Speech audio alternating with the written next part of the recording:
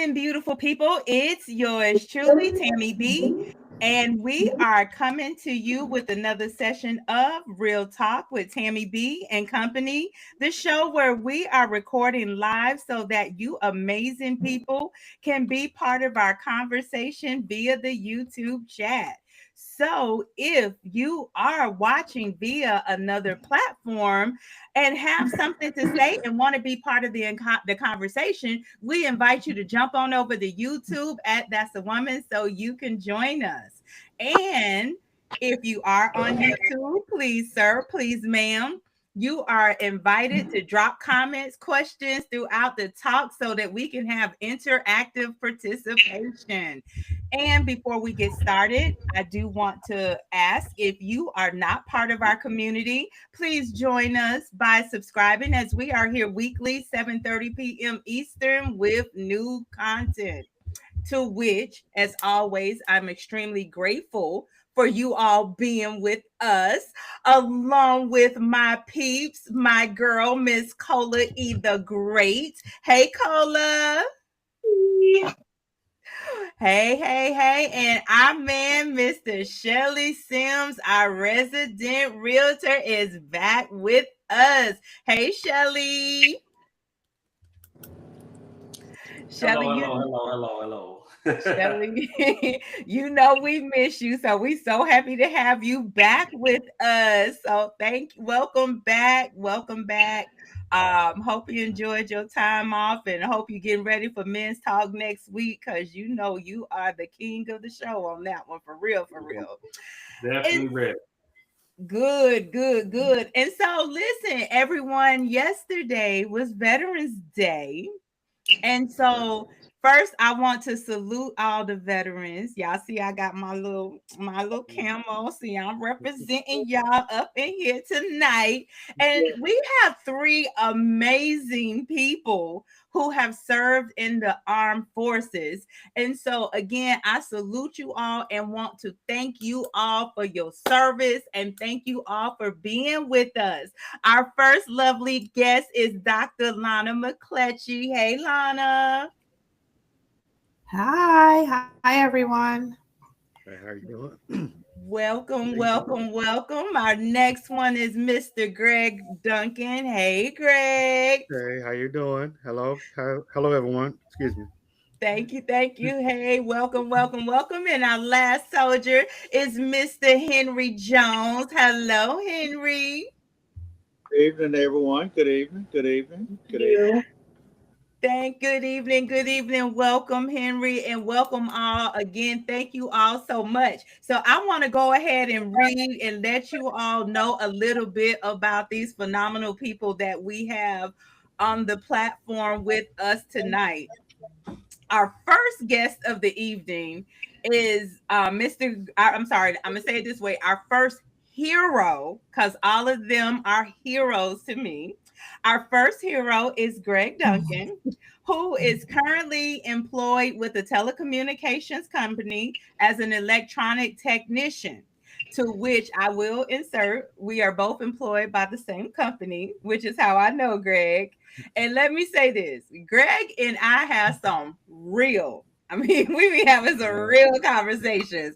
And I know if the right questions get asked or the statements are made tonight, he'll get into it. So I'm looking forward to our talk tonight. So, a little bit about Greg. He has served 4 years active Army, also completed 2 years in the Florida National Guard prior to going active, and 2 years Army Reserve after serving active. He has committed tours of duty in Germany, Saudi Arabia, and Fort Hood in Texas. He is also a Gulf War vet. Welcome again, Greg. Thank you. Thank you. Thank you so much for joining us. And our next hero this evening is Mr. Henry Jones, in which Henry is joining. Henry came in the clutch. Actually, he was met by Greg's wife last week at a voting event, And when I was talking, I wanted a third veteran. She recommended Henry. So Henry came in as my wild card. So I'm so grateful that he accepted the call. And let me give you guys a little bit about him. Currently, Henry serves as CEO of the National Veterans Agricultural Association, NVAA, which is a South Carolina based nonprofit empowering veterans, beginning and young farmers, students, and communities through innovative agricultural training and sustainable job creation. NVAA focuses on affordable housing for homeless and socially disadvantaged veterans using eco-friendly materials and systems. Under his leadership, NVAA's incubator program was selected by South Carolina State University for its beginning farmers and development program, specializing in aquaponics, hydroponics, and aeroponics systems.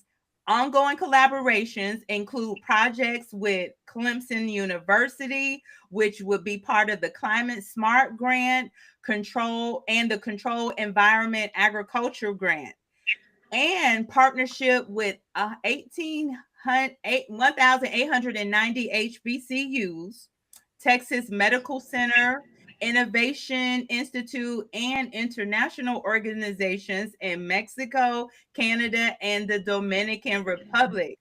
He's a retired veteran with 23 years of service in logistics and hazardous materials coordinations across Korea, Japan, and Germany. He later supported medical research at Augusta Veteran Medical Center and contributed to multiple successful startup programs in Georgia, actually in Atlanta. So I want to say welcome again, Henry. Thank you so much for joining us, and also thank you for your service. And our final hero of the evening is my chica. She's one of my close friends, Dr. Lana McCletchy. And as a proud U.S. Army veteran, Dr. McCletchy served 10 years in the military before transitioning to the pharmaceutical and biotechnology industry, where she spent 14 years advancing new drug development and quality assurance. She later returned to federal service, contributing her expertise to the Centers for Disease Control and Prevention, the CDC, and the Administration for Strategic Preparedness and Response, ASPR. Over a distinguished 24-year federal career, she played key roles in public health, preparedness, and strategic operations. In addition to her government service, Dr. McCletchy has been a professor with the University of Phoenix since 2013, mentoring the next generation of health professionals. She continues to teach, volunteer, and lead a Girl Scouts of America troop, reflecting her lifelong commitment to education, leadership, and community service.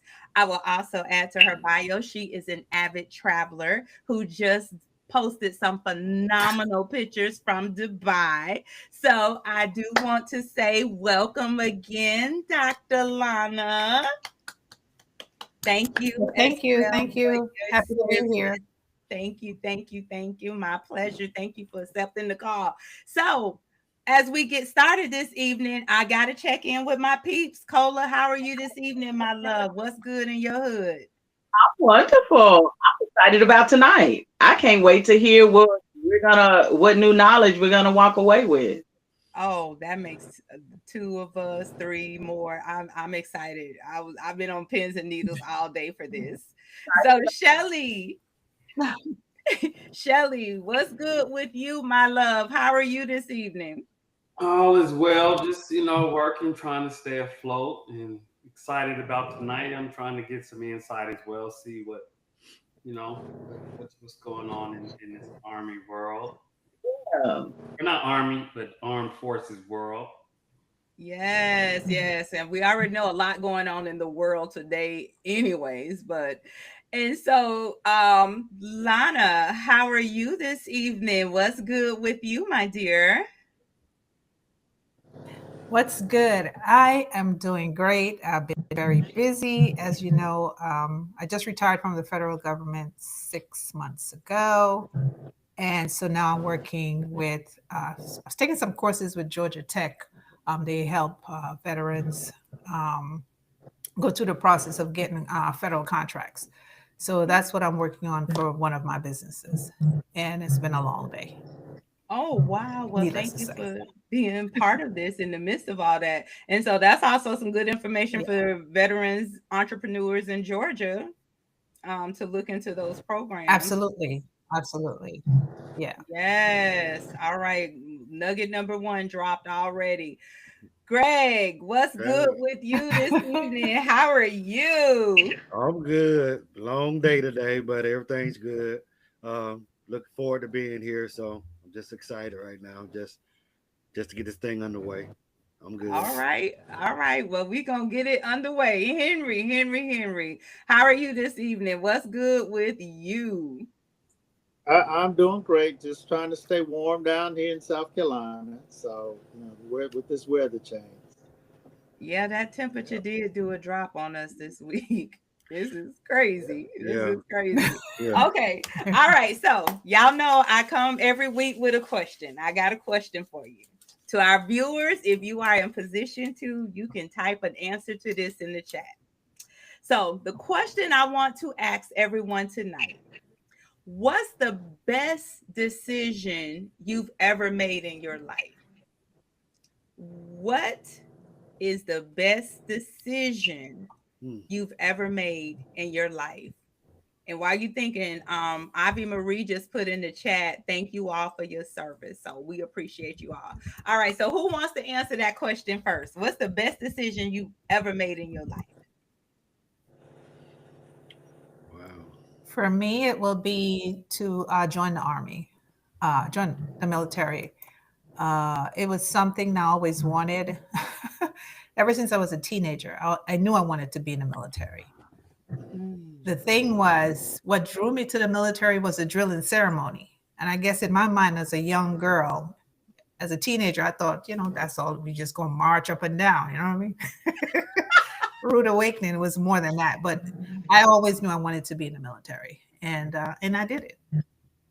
Yes. It was the best decision because it's pretty much a platform for where I am today and my success throughout, from leaving the military onwards. So it was the best decision I made. Love it. Love it. Love it. Anybody else want to go next before I start calling people? I'm gonna say for me, and Selena sounds like that was purpose. Yeah. Thank you. Thank you. You heard me, that's why it was a long pause. I was like, because Tammy told me that we were having issues with my phone. But for me, I'm gonna say accepting the belief in God, a higher power. And your parents teach you that. Well, my parents, Mhm. and I'm just thinking without that belief, and that knowing, I don't know what I would do because life ain't easy. And it's led, so with that belief, it's led to a lot of other good decisions in my life. So foundationally, yes, continue in my adult years to dive in deeply into that belief and continue to accept it and live by it. So that's just for me. Mhm. I love that. I love that. Good stuff. All right, gentlemen, all the women have gone. Who wants to pop up next? Well, I'll go. With me, I agree with both Dr. Lana and Cola. Both of those for me, but later in life, meeting my wife now is having gone through that ordeal a couple of times before, and it's like it finally clicked that this is the one, this is the right fit. Um, you know, cleaning off the rough edges, whatnot, but it's been a really it was almost like this is the perfect timing in my life to be with her. Mm. We had many opportunities prior to now, to hook up. We knew some of the same people. We're in some of the same circles that close a lot of times, but we finally got together with me moving here, and that's it's been like a game changer for me. So I love that. And I Love and that. let me just go on record and say I love Greg and his wife. Like they are so cute. I just think they just like the cutest little couple. So we all work for the same company, but she is on another floor. But she has such a warm, loving spirit. So I'm just so grateful even for the interactions that I have with her. And I just like when you walk past his desk, he got pictures of her on there, and it's just so cute. So they just a cute little couple. So look, I'm sure you gonna get some extra nookie for that one, Greg. well, we'll see.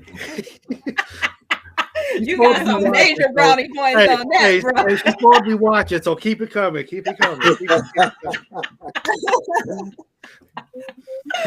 All right, Henry or Shelly, who wants to go next?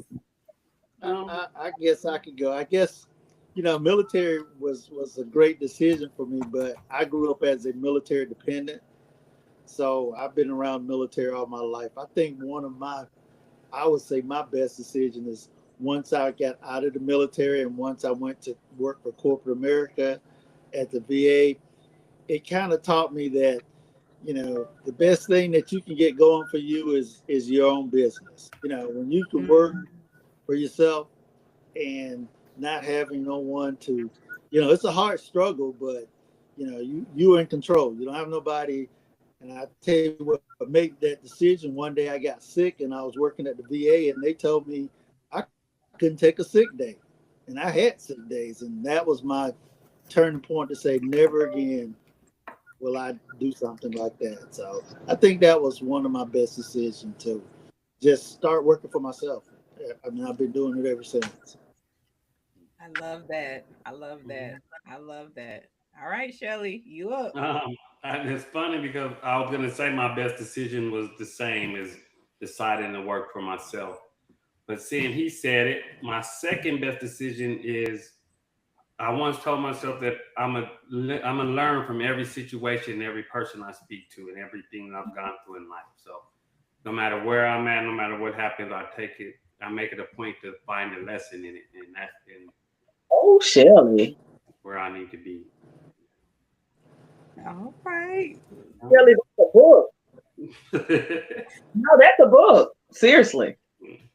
Listen, you know, Shelly have a lot of things in the chamber that they just kind of pop out when it's a lot of stuff with Shelly that we don't know about, and then they be coming out, be like, oh, okay, we didn't know that, and we've been knowing you how long. I love it. Good stuff, people. Good stuff. Ivy put in the chat the best decision I made was stepping out on faith, moving from Wisconsin to Florida. Yeah. So that I could see where that would be a good decision.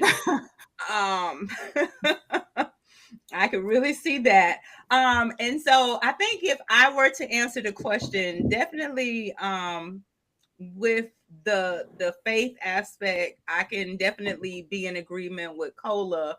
And I can be in agreement with Henry on the entrepreneur, although I'm not full throttle entrepreneur, but it's in the works.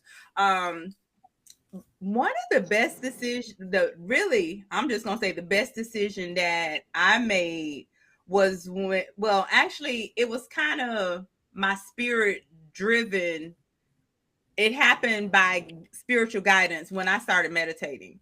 When I started meditating, that's when I really started going deeper and I started really learning who I am. I started learning the power that I possess. I still keep my faith and my belief in God. I've been open to look at life from different perspectives. I have more respect for all people and their beliefs and their religion. I no longer put myself in any place of want to try to judge a person or anything like that. So meditation really took me next level on my spiritual journey. And then also too, it eventually guided me to starting a podcast, even though I started first with inspirational messages and then this live, and this live has been all that because we've been doing this for a year now, a little over a year, and the information I've acquired even in that time, and even books that have come forth throughout the process, and that has even opened me and expanded me more. So definitely meditation was the best decision that I have made. So thank you everyone for sharing this. All right, so y'all know I like to talk about the little fun days. So because the world needs more of this, I want to acknowledge that tomorrow is on the 13th starts World Kindness Week. So I want to encourage everyone to make a conscious choice to spread more love and kindness in the world because it is needed. It is really, really needed. Now, the fun food fact for today. Today is National Chicken Soup for the Soul. And on these chilly days we've been having, I'm sure we all can appreciate some chicken soup right now. Right, right. And now this the second fun food fact for today. Now they're not gonna get any pushback from me on this one, but it's National Pizza with the Works, except for Anchovies Day. So What kind of day is that? I mean, come on now. Google it. I Somebody, promise you. I oh, promise you. I do not make this stuff up. This is just like my little corny segment that I have inserted. But yes, today is National Pizza Without Anchovies Day. So yes. without anchovy, it sounds personal. Somebody's caught up in that. I mean, yeah, especially if you're gonna get the works. If you Right, don't get the works, you're supposed to get everything. right. But I'm telling you, go when y'all get off, look it up. You'll see. So they made a whole day for this. But we've been having some crazy days. But anyways, and then it's also a day to acknowledge pneumonia. So today is actually World Pneumonia Day, which is observed to raise the Wow. awareness about the potentially serious lung infection itself and the importance of prevention and treatment. Which we know pneumonia is an infection in one or both of the lungs that is caused by inflammation and fluid buildup. So they're bringing awareness to that. So our mental health tip of the day. Today's tip is write down 3 specific self care goals for the month and post them where you will see them. This will remind you of the importance of self care and will encourage you to dedicate time to the most important person in the world, which is you. So today is so that's our mental health tip of the day. Take some time for self care. And as we get ready, before we as we progress to get ready to get into our talk, I do want to take a moment and acknowledge the loss of 24-year-old Dallas Cowboy defensive end Marshawn Nealon. And he transitioned by way of self-inflicted gunshot wound a couple days actually after scoring his first NFL touchdown. So I say rest in power to him and his family. And one of the things I wanted to call out on this is that his girlfriend had called the police stating that he had mental illness and was talking about ending it all. And so I just want to raise the alarm of the flag. It's time to pull the band-aid off and do what we as a people can do. We got to work with each other to improve the mental states of the mind of our people. People are struggling, people are hurting. As I mentioned in the book that I wrote, they are hiding behind masks, and unfortunately, we don't find these things out until something like this happens, or worse, they hurt others. So my encouragement, it's time for us to create safe spaces so these masks can come down and these underlying issues can be dealt with. Um, and I don't know what his was. I did hear he lost his mother. She transitioned. I don't know if he did any kind of grief counseling or what, but I just know he's no longer with us. Any questions or comments on the mental illness or the ideology of what I just anything about what I just said? Anybody have You any know comments? what? For me, it's empathy and sympathy. Mm. I'm fighting back the tears. My uncle committed suicide a couple of years ago, Mm, and for me, when I think about suicide, I think of an individual who sees their situation as being a situation where there's no way out, just completely no way out. And for someone to really decide to end it all, you've got to be at the lowest point of your life. mm, And to know that someone can feel that dark and that low, undescribably low, it really breaks my heart. I've never had that feeling before. Thank God that I do believe in for me, I believe in a higher power. So for me, with my faith, there's always light at the end of the tunnel. I know things will get better. And if they don't get better, I know for me that God will show me the situation from a different perspective. If the situation don't change, then I can see, God will help me to look at it from not a brighter perspective, but a more wise perspective. mhm. If that even makes sense, because sometimes things don't change. You just have to be able to understand why they are the way that they are. Sometimes that happens with enlightenment. And so when I come across stories like that, it just breaks my heart to know that people can get so low that you want to take your life. It just breaks my heart. Yeah. And blessings to him and his family and his fans. Mhm. And the team.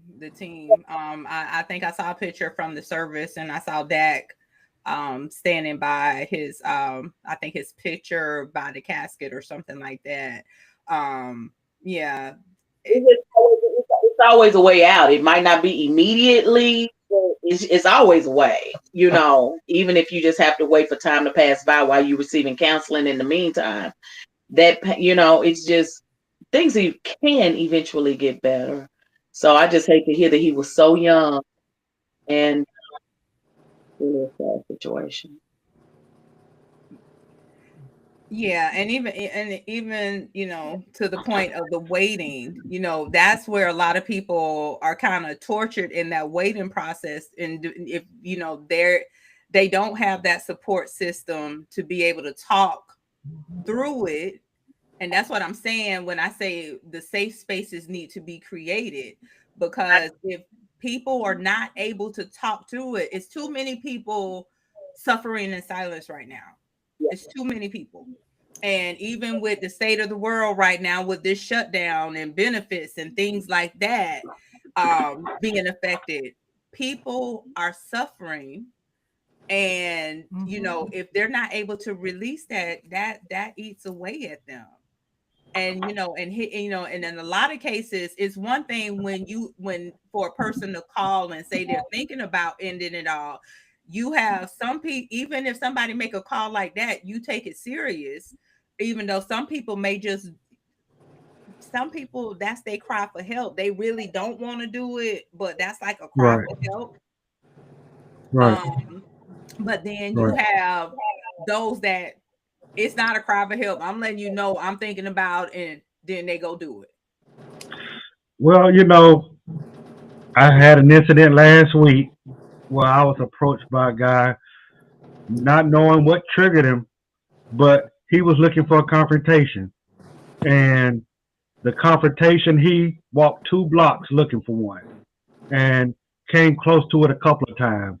We came face to face to each other. And it's like, I don't know what it is that set you off, but what you're looking for, I'm not going to be able to give it to you here.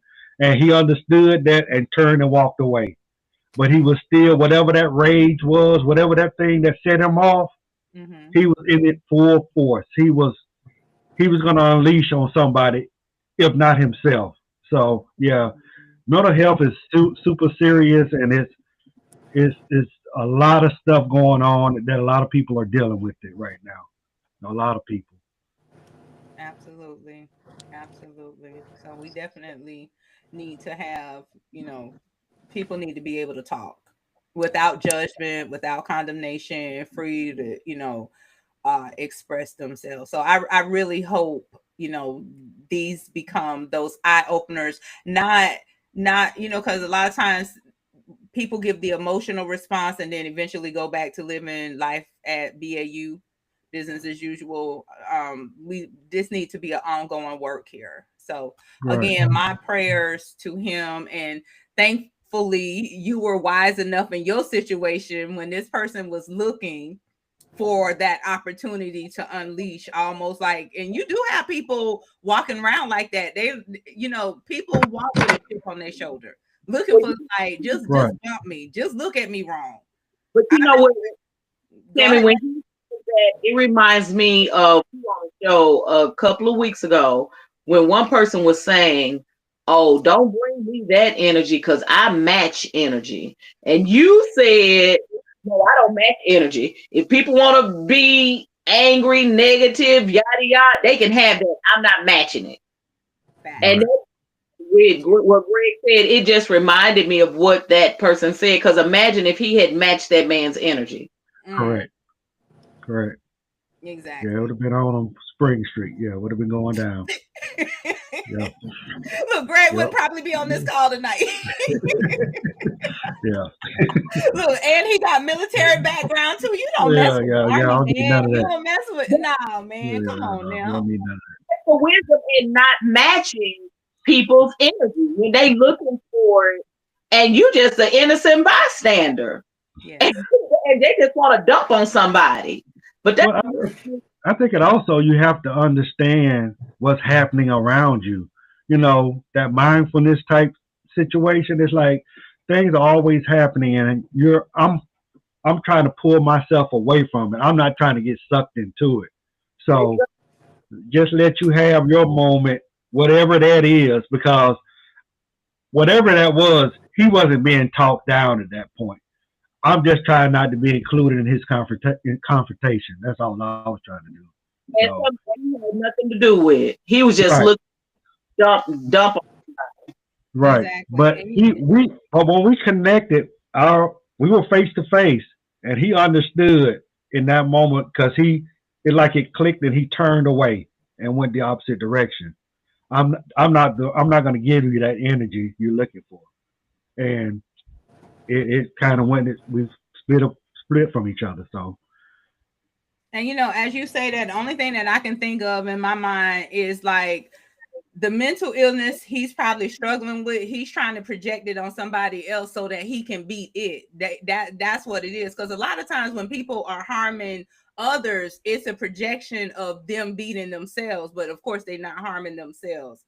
It's a whole lot involved with that in the mental health space. So, but thankfully you're safe. I hope he gets help. yeah, This is where, like in a case like that, Florida, I recommend Baker. Florida will Baker Act a person, and it's almost like it sounds like he needs to be Baker Act, to get some help. So all right, now let us dive into the topic for tonight. And again, viewers, the chat is open on YouTube. You are welcome to drop questions or comments when the opportunity presents itself. I did have one more question, but it's already after 8 o'clock. So I'm going to just go ahead and jump into the military talk. So, first question that I want to ask, and I will allow you all to pop up and answer. What inspired you to join the military? What skills did you acquire? Is a three-part question. And how did your experience shape who you are today? What inspired you to join the military? What skills did you acquire? And how did your experience shape who you are today?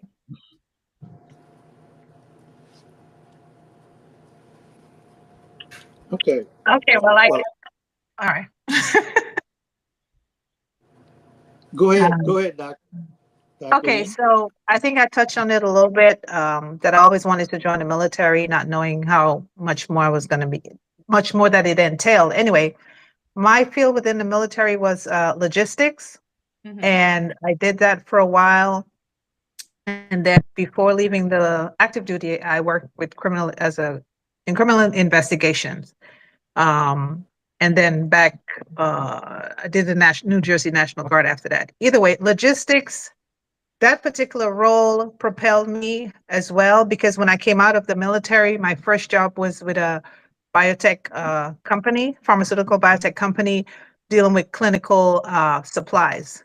And where they're doing tests with what they call guinea pigs or whatever the case may be, sending drugs to different countries to advance their pipeline for the drug to be what you call it, make it to the market. Anyway, so that particular job that I had in the military helped me in the pharmaceutical biotech industry before I moved into quality assurance and new drug development. Mhm. And also then with the US government, with the federal government, handling being part of 5 people that was responsible for assets placed in secret locations across this country in case of outbreaks and so on and so forth, medical countermeasures, $14 billion worth of medical countermeasures. So my experience in the military definitely helped me to be in a position where I was one of 5, having oversight over that type of asset. Nice. Nice. Greg, Henry, one of you want to go next? Right here. Okay, I go ahead, Greg. Well, I was just looking for direction. I was fresh out of high school. I was already in the National Guard, joined in my junior year. Um, didn't really have the money to go to college, so um, just went regular Army after AIT. Um, Probably one of the better decisions I've made for my life. The foundation of my adulthood. Um, it set me up for a lot of things that I'm able to accomplish right now. Um, yeah, it helped develop me personally. I was a introvert, shy type person. Wouldn't talk to you. You could speak to me, I wouldn't know what to say back to you. Um, but a lot of that was strengthened through the military. Um, and once I got out, I just took advantage of all the opportunities that I had, and from where I am today. So um, that was the biggest thing for me. I just needed to make a decision for my life, and that's what I did. I just went in the military. Love it. Love it. Henry? As I said, I grew up as a military dependent, so Mhm. we travel, and I think my last duty station with my parents was in Japan. We came back from Japan to the States after traveling, and I actually went to work for Sears. As a young man, we was making good money at Sears back in the '70s, and I miss traveling. And I figured the only way I can go punch my ticket again was to go join the military. So I actually joined the military so I can go and continue to see the world and have different experiences from different cultures. And that was my inspiration while I was I was in logistics as battalion supply sergeant. So that my experience with that, as from an E1 all up until I got out, my job was to actually set up operations, PLL operations, career. I set up aviation operations, and I ran, different reserve units and ARCOM. And I got out, joined the reserves. They taught me into coming back in. And from that point on, I actually set up and tore down units. So with all of my logistics experience running battalions and all of that, it actually set me up to actually how to run my own business. When you got the Army give you a unit back then, where they call it MTL, it was just an operation orders, and you're the only person there. There's nobody there but you, and you've got to actually set the whole thing up. Mhm. And that taught me a lot from, logistic personnel, setting up complete units and tearing down units. So when I got out, think that's what I wanted to do. I wanted to do my own thing. They had taught me how to do it. So that was me. You said PLL. Were you a 76 Charlie?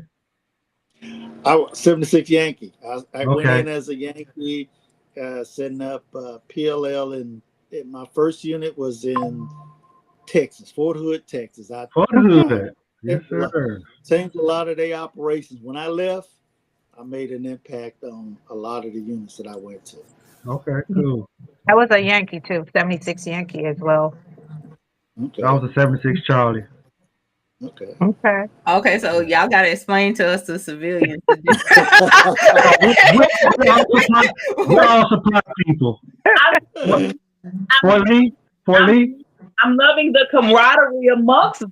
Like, okay, there's a thing going here, and can't be outsiders because they speaking all language. I think the difference is, if for outsiders, is different levels of supply. As I think, as a 76 Yankee, we was required to do it all, from PLL to stock to we had to do it all. We had to learn all aspects of supply. So in other aspects of the 76 series, you had a specific area you worked in. Like but as a Yankee, we had to do it all. Yeah. Whatever they put us in, we did. I worked in motor pool, aviation, ARCOMs, whatever it is. We had to just adapt and overcome and work it. So what's 76 and what's Charlie, Yankee, and all that? What does that mean? Like you said, it's just different aspects of the supply. I was a Charlie. My specific job was PLL. I was in the motor pool. That was my job. All right. Anything that had wheels on it that rolled, trucks, tanks, I could order the parts for it. They did everything. So the 76 Yankee is what is called our MOS, military occupational skill. So just think whether it be a nurse, a dental technician, they all have a code associated with that particular job that they do.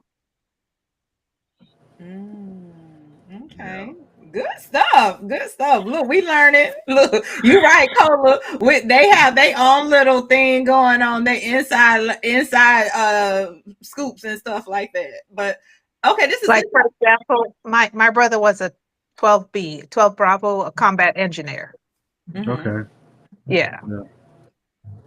So how many members in your family were in the military, Lana? 3. 3. Okay. Yeah. Okay, cool. Okay, so Ashley, let me address the chat. Leslie asked this question. Would you all recommend the younger generation to enlist today? I would. We had this conversation at work today. Yeah, at least a 2 or 3 year stint. I agree with you. I would say yes and no. Yes, for the discipline part of it, because that is they're going to push you to learn discipline. No, in the sense that the current world situation ain't in a good spot now for to be in the military. So yes and no for the disciplinary part. No for current world situation ain't looking too great. Yeah. I agree with that. So since that just came up, I heard, in fact, Lana, was it you and I when we were in Florida earlier this year? We're talking about the draft. I want to say I feel it was you who said something to me about like there was talks of reinstituting the draft. What are y'all thoughts on that?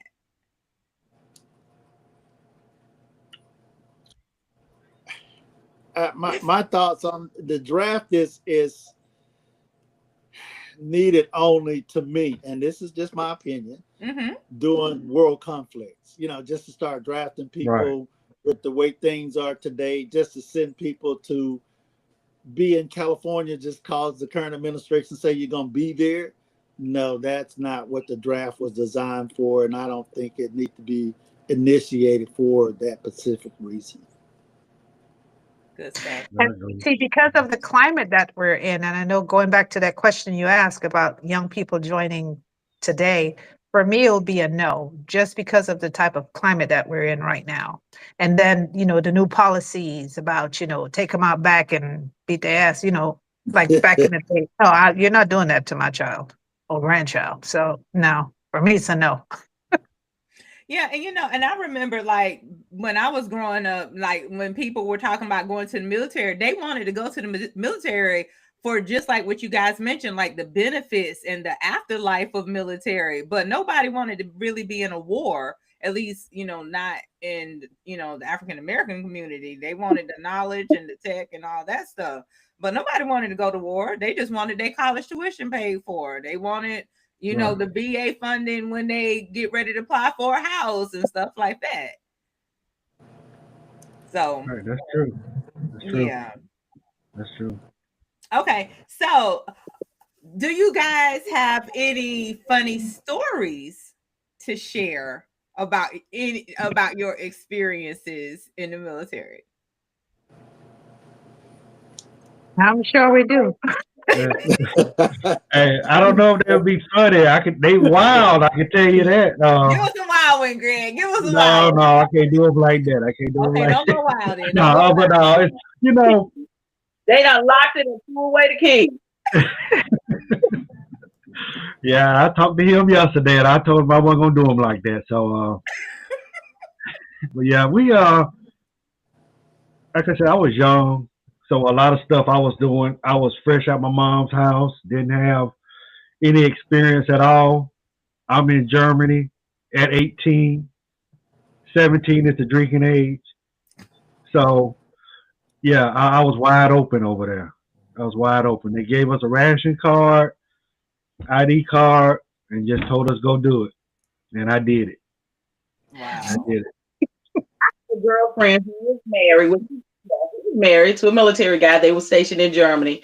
And she told me how all the German women line up on base, just waiting at the base that they were at. Now, I don't know what. Yeah. She said those German women are so thirsty for American soldiers. She said they be lined up at the entrance of the base. Yeah, they're trying to get a green card. They're trying to get back to the United States. It's like so many of them got married to these Frauleins, these German. I saw a lot of it. I saw a lot of that. Yeah. Yeah. It wasn't only in Germany, it was in most military. Yeah. Because I was in Korea and whatever. It was the same way, in Korea that soldiers was marrying just to get them back to the States, and hear a story when they get back to the States, a year or two, they separated, they gone back there, and so it happens all over. Mm-hmm.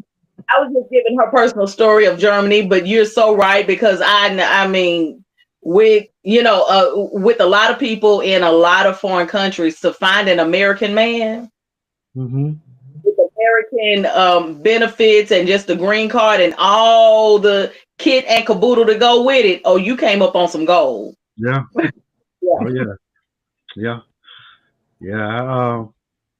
yeah. It was a lot of crazy hooking up. I was like, wow.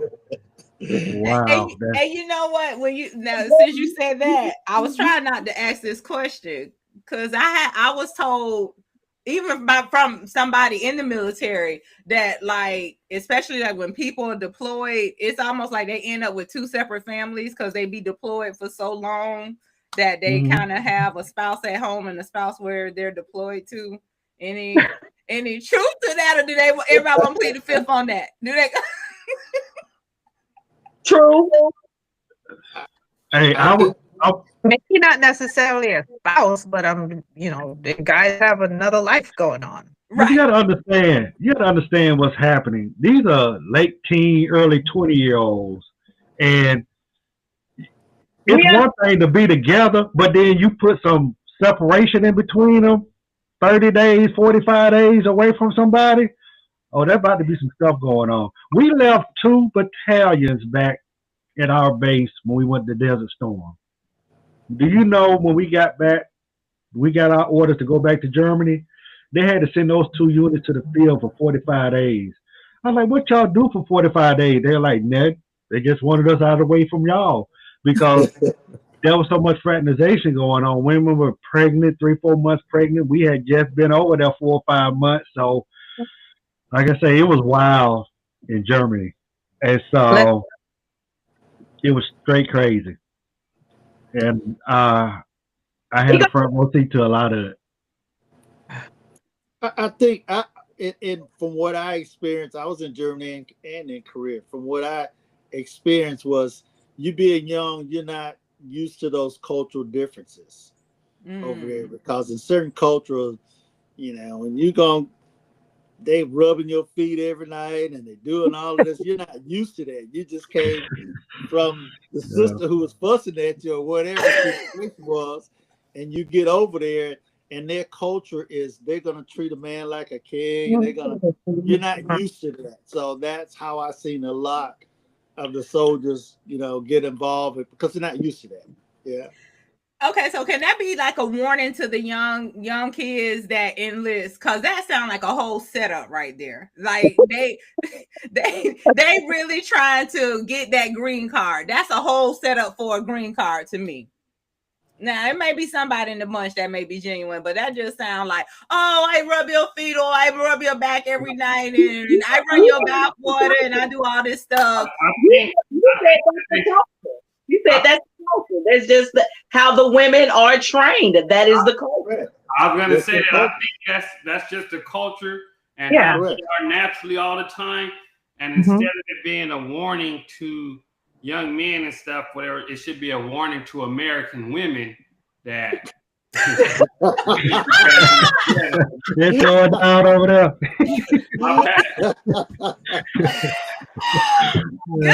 Okay, touche, Shelly. Touche. All right. Shelly, you sure you were military? But after them experiences, I might travel more. Yeah. Henry, you done got started. Shelly's gonna have the first ticket to Korea tomorrow. Okay. Yeah. Be like, let me. Yeah. It's crazy. Like I say, we're young and we're not used to, women coming at you full force like that. It's like we just like hit and miss, but they're trying to stick and stay, and they're like, oh, okay. So it's different. It's very different. I remember when I was getting ready to ETS, and they ended up putting me on orders to go to Korea. So I had to make the decision, okay, should I just go ahead and get out or whatever? And my grandmother said to me, I was married at the time, and she said, baby, loneliness don't make the heart grow fonder. It makes it wander. You are not going to Korea. Yeah. Yes. Yeah. Yeah. Words of wisdom. Grandma, no, huh? That's funny. Cola, your battery is at 20%. So if you can put some juice on it so we don't lose you at some point. The app just told me. So just a heads up on that. And Miss Mia put in the chat, American women are lining up to get an American man. Okay. So look, I like what Shelly said. American women, let's take note. Let's start running the bath water more. Let's start cooking the meals more. Let's do what we can to keep them. What'd you say? Do the feet? You gotta start rubbing them feet before bed. How long that gonna last?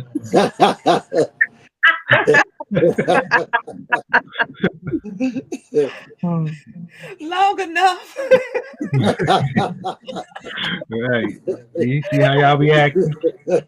Look, as long as it takes for y'all to realize, like, oh, I got her. I don't have to do date nights. So that kind of become a that double go both edge. ways. Don't That's why I start just that. said that become a double edge. Like once you start, when you with a person, you should continue date nights. You should continue those little things that brought you together. I'm just saying. Right. You I'm with you when you're right. You're right. All right.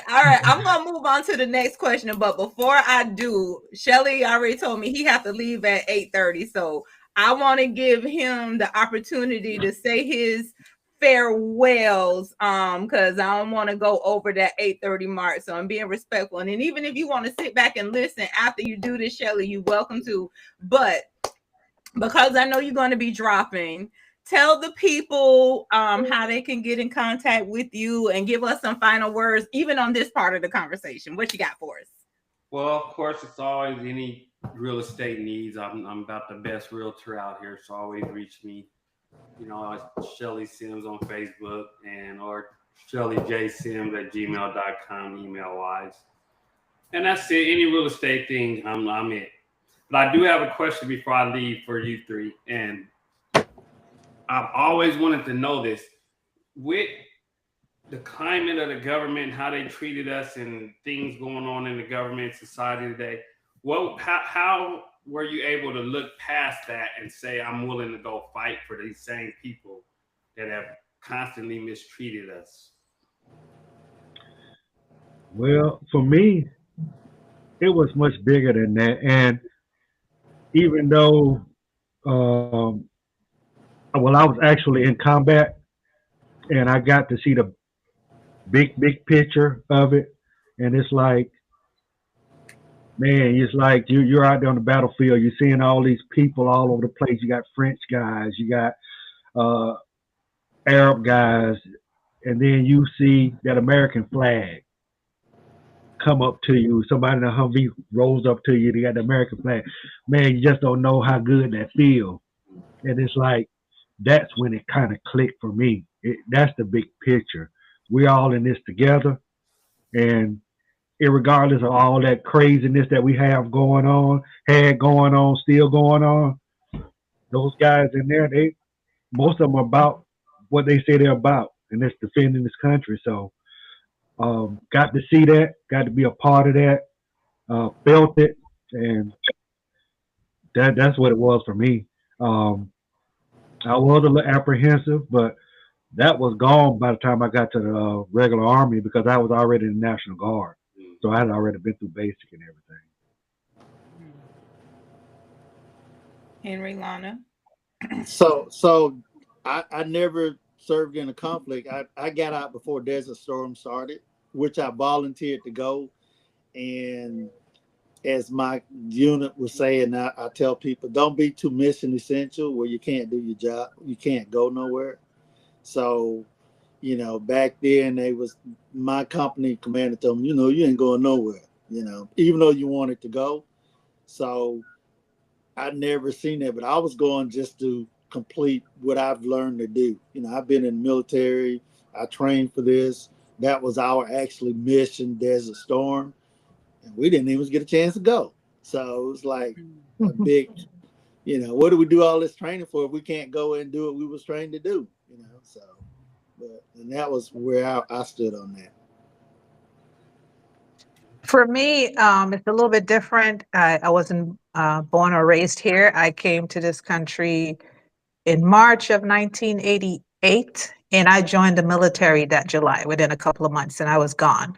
So I didn't have that experience where you guys were born and raised here and said, well, this government is this way or it's that way. Maybe I should go. Maybe I shouldn't go. I always wanted to join the military, and that's what I came to the U.S., and that's what I did. And like I said, while I was there, it was great and thankful. And that's it. That's my story. Okay. Nice. Well, before I leave, I just want to say thank you all for your services. My father was military. My brother's military. My favorite big cousin's military. I definitely understand the importance of it. And I personally, I love the country, so I understand. So, but thank you all for your services and salute and all that good stuff. I know it wouldn't be what it is without you guys, and that's what I think people overlook. It. Freedom isn't free. That's a fact. Thank you. Thank you. Thank you All guys, right, and enjoy your guys' conversation. All right, bye-bye. All right. All right, have a good one. So, Lana, any funny stories that you have to share? Okay, a funny story.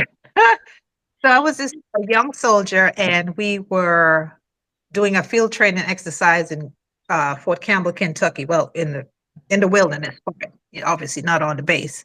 And so they put me to guard the perimeter. I mean, come on, young woman by herself, just out there in the dark, and talk about scared. Okay, M16 and all, but still scared, right? Right. Out there. And I just saw this thing staring back at me the whole night. And I'm just standing there like, when I say stood up, I stood up the entire night for hours into the next day, just staring back at this thing. I could have sat on the ground, laid on the ground on my rucksack, whatever, slept when I was supposed to be sleeping. But it was scary. When the daylight came, guess what it was? What was it? Tree. A tree. A tree. You were paranoid. You thought a tree was looking at you? You got scared out there. Yeah. So wait a minute. That guard duty late at night to do something to you. Yeah, it'll work on your head. What's that? Yeah, the guard duty late at night, it'll work on your mind. You'll Oh, see yeah. stuff. You'll see stuff out there that ain't out there. Yeah. But you'll also see stuff that's actually out there. Like Right. I was at guard duty in Germany, and I just saw these yellowish red glowing something, and I didn't know what it was. And so I turned to the guy that was on guard duty with me, and I was like, "Man, you see whatever that is out there?" And he said, "Yeah." And at that time, we just started hearing this rumbling. Started like it was something running toward us. It was a big boar hog that came charging us. It actually ran through this concertina wire, and we had to run up on this tank to get away from it. Oh, wow. Yeah, yeah, that thing. I saw the eyes before I saw it. I didn't see the body, but that thing was huge. Mm. Wow. And ever since then, Dr. Lotta, that my mind was playing tricks on me on every guard duty after that. I thought I saw a boar hog on every guard duty I was on after that. I was like, man, there go another boar hog. Where was Say it What you again? say, Carla? Greg? Where was it? That was in Germany. Oh, Yeah, that was in Germany. A lot of stuff Yeah, I was happened in Germany, huh? What goes on the German stage in Germany? No. Yeah, Ah! yeah, that's another story, boy. We'll be here all night. We'll be We'll out be here all night. I think for me, I first of all, I have to see what the statute of limitations is on some of these stories. oh my goodness. I may be in the windows with some of them, but anyway, I think with me, I think one of my funniest events that we did was as a battalion supply sergeant. I was assigned to, assigned vehicles. I signed for all of the vehicles when we went to exercise, so I issued them out. So many got for this platoon, so many for this platoon, so I issued them all out. And so we went on this exercise, and we were scattered. I was in communication unit, so we were scattered out all over. I'm not going to mention the state, but we were scattered all over, right? And so we had this. I hope he ain't listening tonight. We had this sergeant major that he was, Sergeant Jones, you're going to give me a truck. I want a truck right now. And I was like, but Sergeant Major, you're not authorized to have a truck. Mm-hmm. You're supposed to ride with the colonel. Everywhere the colonel goes, you go. That's your vehicle. Right. And this guy he pulled ranked on us, and he went to the first sergeant. Sergeant Jones won't give me a truck. I need a truck. And first sergeant said, Sergeant Jones, go find the sergeant major vehicle. So I had to go sign for a different vehicle, and he didn't have a driver. So next thing we had to do is find him a driver, because you're not assigned a driver. He wanted his own vehicle so he can go from different site to different site to different site. So we had just got a new private. He had just joined the unit. So new private, they don't know what's going on. Say, okay, only thing you got to do is drive this truck wherever sergeant major want to go. You just driving. That's the easiest job for you to do, Mm-hmm. So we give the truck and we give the private in there. And the sergeant majors, he's happy. 2-3 days, he's at all of these different sites, visiting people, visiting people, visiting people. So he comes back to camp one day. They picked him up on the road. So he was walking with a gas can, right? So they picked him up. One of the drivers picked him up on the road. The truck gave out of gas. Okay. So we call this private in there. He mad with us because we didn't. And the private drove him around for 4 days. The gas hand didn't move, right? So, wow. So the private thought he had a full tank of gas. He just ride 3, 4 4 days. 4 days. For 4 4 days. days.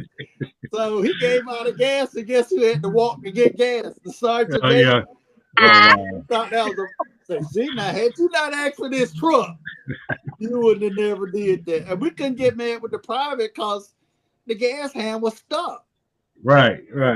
Sergeant Major ended up walking in the middle of the woods, and we thought that was the funniest thing. That okay, we tried to tell you, you don't have to. You're not authorized to truck. So Right. to me, Right. that was one of the safest one I can tell y'all that went on with us. Yeah.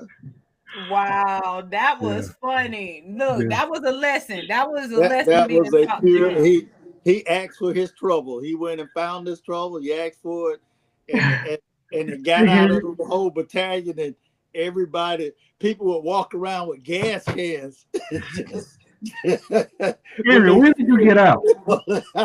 They would have a gas can, and they wouldn't say nothing, but he knew what that gas can was about. Sergeant Major walking with a gas can. Yeah. Henry, I Henry, think when did you Greg get out? I got it in 2000. Okay. Yeah. Now, Greg, what year did you get out? I got out in actually my last time being in the military was 95. I got out of active August of 93. 93. Lana? 98. 98. Okay. All right, cool. Okay, so next question I have for you guys. Can you share one of your most memorable or defining moments during your service?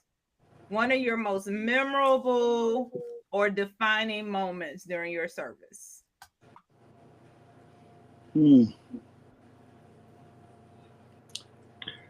I guess for me, like I said, it probably would be in Desert Storm, where it all came together for me, understanding the mission, what it was all about, seeing the big picture.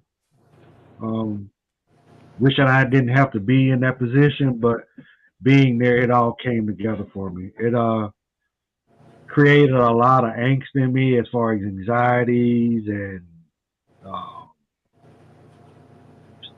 just create a lot of anxieties inside me that I would later have to deal with, but it was still worth it because I had to get to that point to get to this point. So that was basically pretty much the defining moment for me, where it all came together. Okay. All right. For me, my unit deployed during Desert Storm.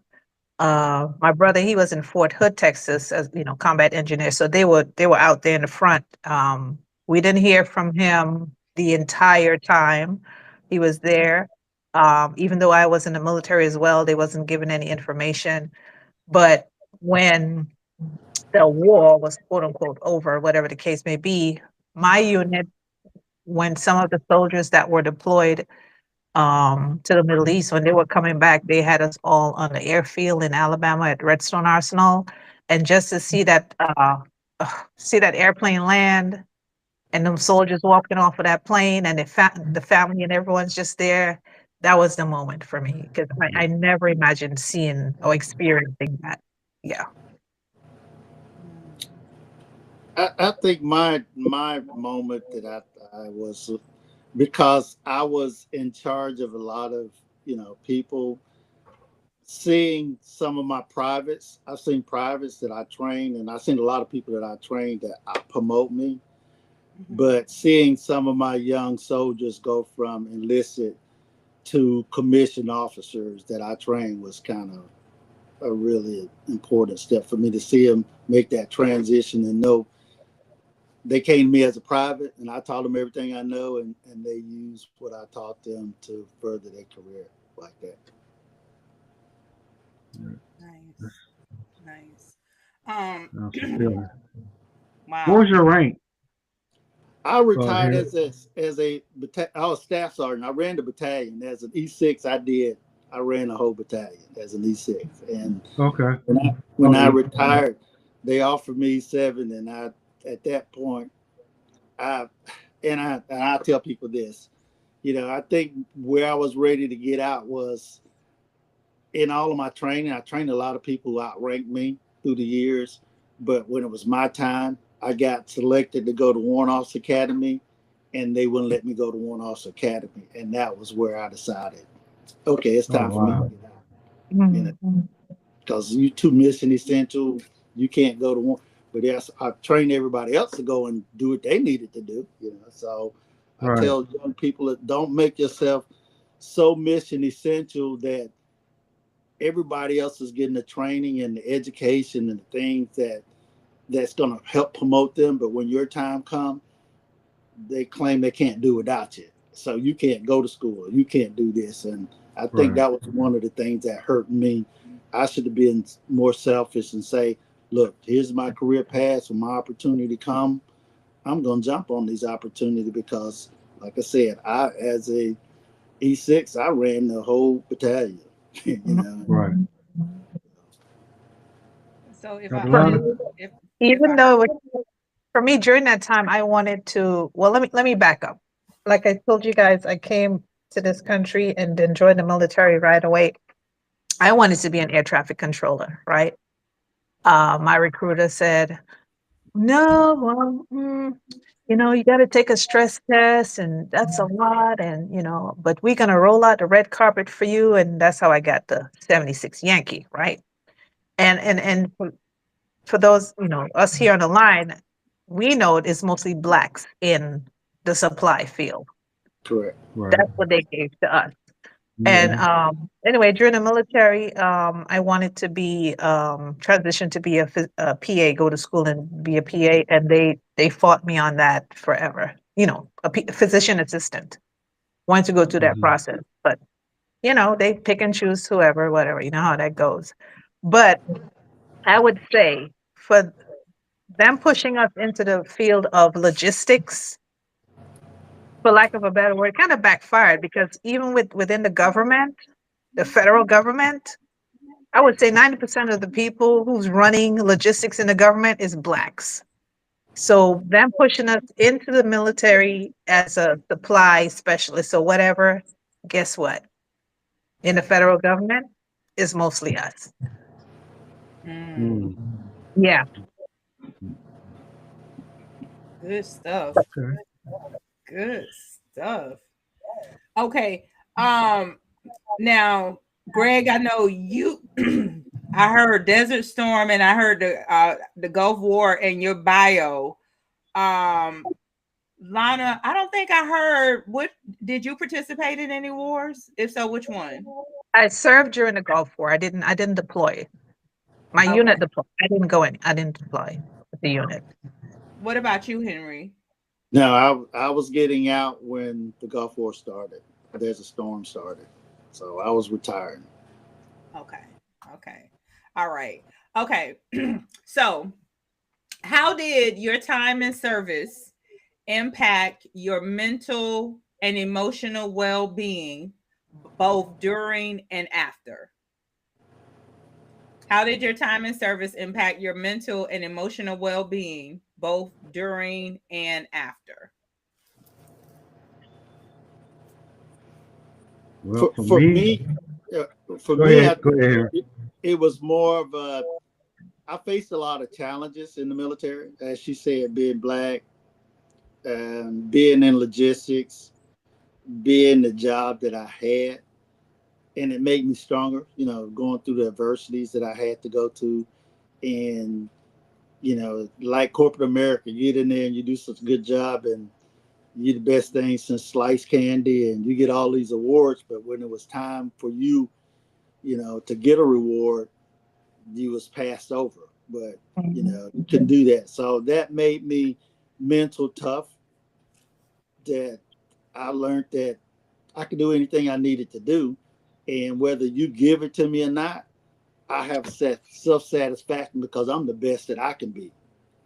And even though you outrank me or I taught you, I know personally that I'm the one that put that spark in you and help you get to where you are.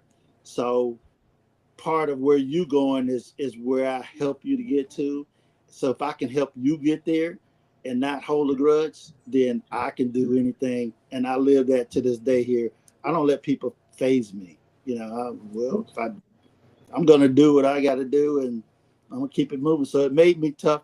I tell people, military couldn't get rid of from 23 years. Y'all can't run me off either. So it made me mentally tough. Yeah. As you said that, I thought Ford tough, huh? They made you Yeah. Ford tough. Yeah. Greg, Lana, which one do you want to go next? Well, for me, I I had challenges I didn't know because I was so young. I didn't understand.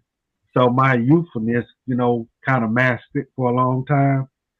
Um, then when the issues did come, um, having to go in retrospect to say, hey, this is why this was happening. This is why you got in trouble at Fort Hood. This is what was going on, and it got me to a point to where I had to really slow down long enough to be able to deal with the things that were affecting me, and I didn't know what was going on. I just know I was just acting out, and uh, got the help that I needed, therapy, and it's been good since then. But it took a long time to get to that point because uh, you have things going on that you're dealing with, but you don't have any reference on where it's coming from. You just know you don't like being that person that you see yourself being, and you know, step step back a little bit,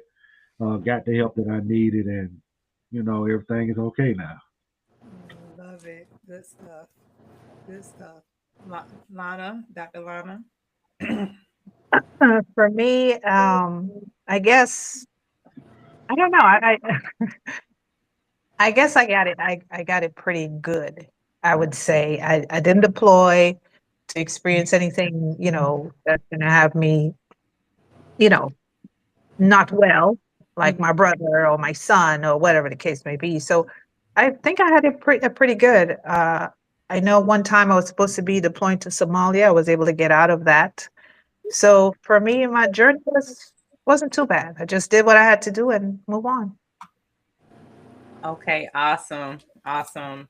Okay, so what was the biggest challenge you all faced when transitioning from military back to civilian life? What was that transition like? Oh, that was scary. Oh man, that was so scary because I had no clue on what I was doing. I was only 22 years old, 23 years old when I got out, Mm-hmm. Mm. and that's the reason why I went back to the reserve. Maybe trying to get my hand back into the military, something that was comfortable to me because I had no idea. I I knew I had skills, but I didn't know how to implement them. I didn't know how they were going to work for me because I was still so young. So I got with a couple of guys. I got out of the military at Fort Hood in Texas. I went to the Dallas Fort Worth area. I stayed there for about 3 years, and I had some people that looked out for me, and they helped guide me. And like, man, you say you got the GI Bill, go back to school, get your degree in something. So ended up moving back to Alabama. Got a I'm not gonna say a dead end job, but it wasn't really paying anything. And I was like, just go back to school. And that was the springboard to get me started, to get me moving on in life. So yeah, it was real scary at the beginning. I didn't know when I handed in my ID card and everything. I didn't know what I was gonna do next outside to walk out that door. I don't know why I did not expect to hear you say it was scary. I don't know why I did not expect to hear you say that. Wow. It was scary. Yeah, Well, it was. why didn't you continue? For me, Yeah. uh, I didn't continue because I was getting into too much trouble. Cause see, after I was good in Germany, I was just partying, having a good time. But after Desert Storm, I felt myself changing. I didn't know what was going on. You know, when we got off the plane, when we got off the bus back at our unit, there was nobody asking us if we okay. Do you need help? Is everything all right? Nobody looked after us. We had to figure that stuff out. And so when I deployed back to the states to Fort Hood, I was I was going through stuff. I was getting in trouble. You know, not anything major, but Mhm. stuff that would get me in trouble with my chain of command. So I just said, I had orders to go back to Fort Lee out of Fort Hood. And if anybody know about Fort Lee, that was gravy train. I was been riding high, but I just didn't make it because I was getting in too much trouble. Oh wow. Real quick, didn't they change the name of Fort Hood? Did I hear that somewhere? Yeah, I can't tell you what it is. It's some start with a C. Um, I don't know what it is. Okay. By the time someone is done talking, I will have an answer for you guys. Yeah, Um Henry or Okay, I think my transition after being in the military so long was, like I said, you finna miss this guaranteed check every month. So and then when you got a wife and kids, you got to figure out what you got to do real fast. School was an option, but I think when I looked into my transition came is when I got out of the military and I looked into my closet, and the only thing I had in there was BDUs. Like, okay, so where my uh, civilian clothes at? Because it was all BDUs every day, every day. So I had to figure out, man, not only am I transitioning, I got to find me something to wear. So, that that that's when I actually figured it out too, and that was my first dab into business. I started an apparel company just so I could buy clothes for me to wear, so I could sell to everybody else. You yeah. know, so that's what kind of got me into, I've got to get out. How do I do it? In the meantime, when I go to school, I got to buy clothes, and I can't afford to buy all these new clothes. So it was a transition. But I tell young folks now that if you're in the military, I advise you to start a little small business before you even get out. So you won't have that, what am I going to do when I get, you can always go to work for yourself and go to school. Those two things you can do when you transition. Yeah. good advice. You know what? Okay, so y'all, I have to insert this. When he said he got out and didn't have any clothes to wear, all I could think of was the scene from I'm Gonna Get You Sucker when Huggy stepped out of prison. Uh, his yellow sombrero and his yellow butterfly polyester suit on some platform aquariums. I like because he had been locked up so long Oh, yeah. and right, fashion had right. changed. So he didn't know what to wear when he got out. And then also I had a scene in my mind too from that movie when Keenan was like, I was in the military, I was trained for combat, and they started shooting, they shooting. So it's like when I tell you Yeah, yeah, it's a different. It's a different. oh, all right. Um Lana, did I ask you that question? I'm sorry. The weigh-ins just kind of took my little thought. What was your biggest challenge you faced transitioning from military to civilian life? That's right, because Greg went first. When I knew I was getting out, I started looking for jobs based on my field. And, back then the ads were in newspapers. Okay. So I started looking for jobs in the newspaper and I found this job with the pharmaceutical industry, applied for it. They interviewed me. I got the job. Great. But guess what? I'm not out of the military. And now the military is taking forever to let me out. And I'm like, oh, I'm going to lose this job. So I will call back to the pharmaceutical industry and say, hey, they ain't let me out yet. They're like, oh, no, we'll hold the job for you. Call them again. They still got me here. We'll hold it for you. They held that job for me for 2 months. The day that I got out, your out process, this department got to sign this, Right. ran over to the post gym, took off the BDUs, put on my civilian clothes, and ran straight to that job. Wow. Wow. So, Yeah. that's pretty cool. That is favor. That is favor. Mhm. Love it. Then If only You know, everyone, I hope everyone's Henry was talking. go ahead. Oh, I was going to say quickly. Henry was talking earlier about the advice he gives young people in the Hmm. military. You know, but the issue is they don't train you to go outside of the military. They train you to be long haul soldiers most of the time, especially when you're in the combat units. And it's like you have to see that for yourself to know, hey, I'm only gonna be here. Like my roommate, he only knew he was gonna be there for those 3 years, and he was gonna get out. Hmm. Most other guys were like long haul type guys. They didn't plan to be there 20 years, but they were being taught or shown how to last for 20 years, how to make this your career. And and that's a good thing. Mentors, it would be a good thing to have like mentors like Henry that could teach these folks, these young folks, hey, look, you're not gonna be here long. Why don't you put some aside for yourself? Start your own business when you get out of here. You know, open up your mind a little bit. Because when they indoctrinate you, that's what they want. They want you to just move the way they want you to move. Mhm. Yeah. And corporate America like that too. Some companies you work for, they kind of train you to work within their That's why company. they want military folk. Yeah. Yeah, the military was that way too. I had my own business in the military. Now they frowned on it, but you Okay. know, I had to kind of separate what I can do in the military versus what I now the weekends was mine. So, unless you got me on the exercise, I can do what I want to do on the weekend. So Right. that's where a lot of my business was actually focused on.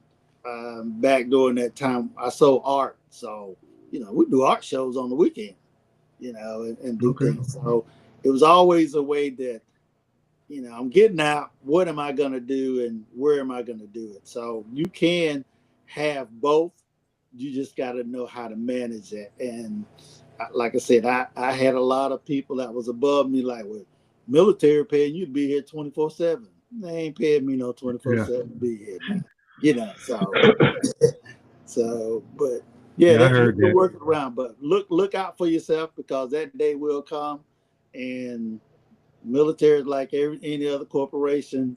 You can be the main man at one day, but you can be gone the next. So look, Right. build your build your next strategy. Mhm. Yeah. Mhm. Absolutely. That's all the way I know, around, we actually. talked about the military. I know we're running out of time, but as you know, I just retired from the government, right? And I was talking to my branch chief. She called me 2 weeks ago, see how I'm doing or whatever the case may be. I'm like, I'm doing fine, whatever, whatever. Everyone's tired of what's going on, the furloughs, the not getting paid, and so on and so forth.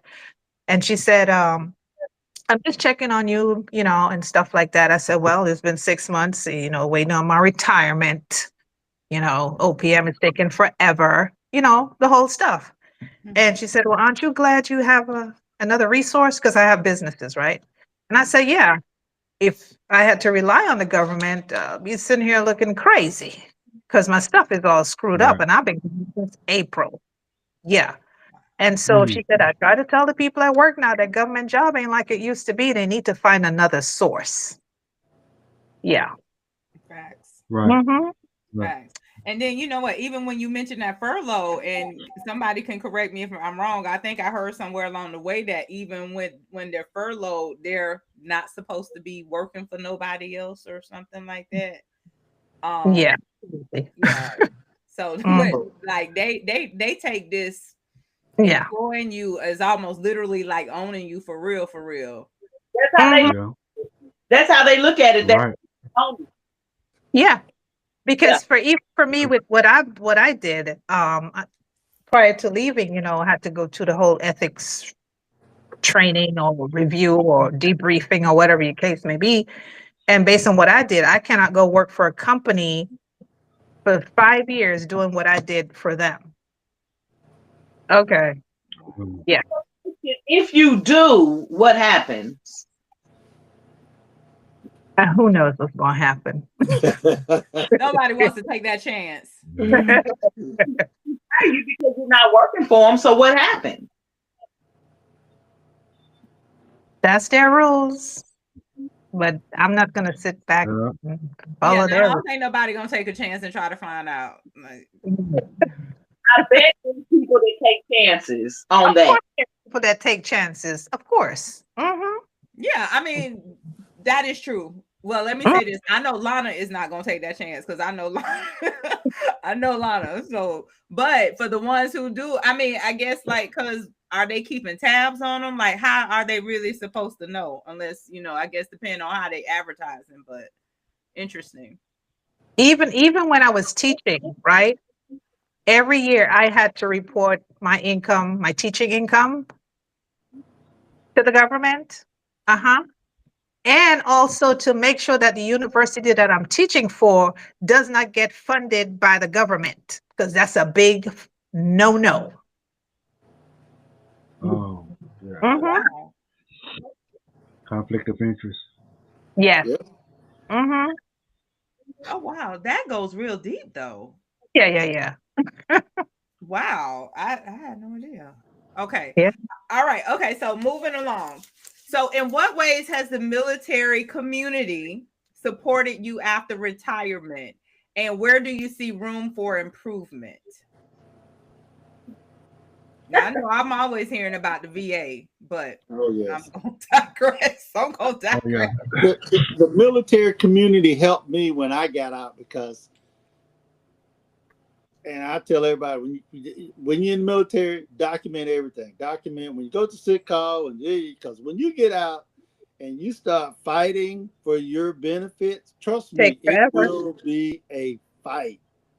Yeah. Mm-hmm. And I had military guys around me when I got out. This look, man, you need to go do this. You need to go do this. You need to go do this. And it actually they I thought a lot of the procedures that they told me to do was crazy, you know, but they literally work. So those guys, there's some guys out there that know all of these little avenues that you think is crazy, and they tell you, well, you got to go this, you got to do this, you got to do that, you got to do this, and Mm-hmm. I hope nobody's listening. But so, I I fought military for it, and I'm not going to say a certain benefit, and they wouldn't give it to me. And I had a guy who tell me, say, look, you're not going to never get it. And I mean, what you mean? He said, because when you go there and you want to do this and you look too professional. Mm-hmm.